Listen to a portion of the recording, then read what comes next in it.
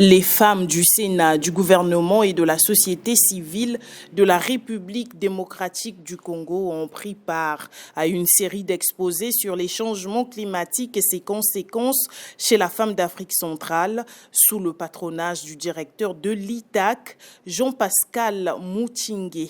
Lors de cette conférence, le premier exposant Calice Mikala Moutinga, coach pluridisciplinaire, écrivain et directeur général du groupe international Coach Enseigne, a développé sur les changements climatiques d'hier à aujourd'hui.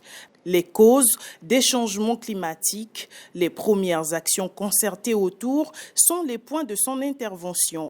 L'irrigation, la déforestation, l'agriculture des temps anciens dans cette région avaient considérablement modifié le régime hydrographique et d'aucuns considéraient plausible que ces activités humaines avaient altéré le climat local. L'homme, en modifiant son environnement, peut modifier le climat.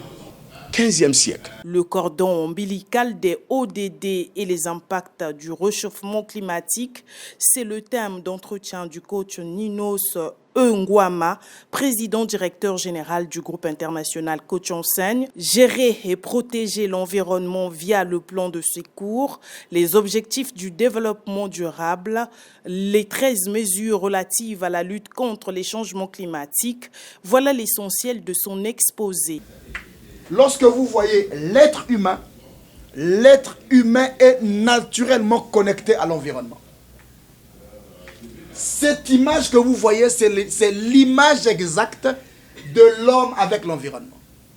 L'environnement est comme la mère, comme la maman. Et si vous voulez que l'homme vive, gardez le cordon ombilical lié.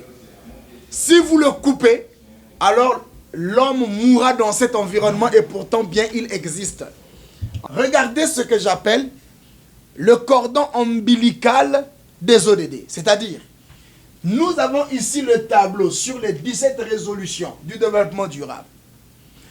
Ensuite, nous allons créer le lien pour regarder quels sont les ministères de tutelle qui doivent, dans lesquels ces objectifs sont logés. Le but de ce forum étant de faire des femmes de l'Afrique centrale des ambassadeurs dans la lutte contre les modifications du climat. Jean-Pascal Moutingué, directeur de l'Institut du travail d'Afrique centrale, a orienté son échange sur la vie aquatique.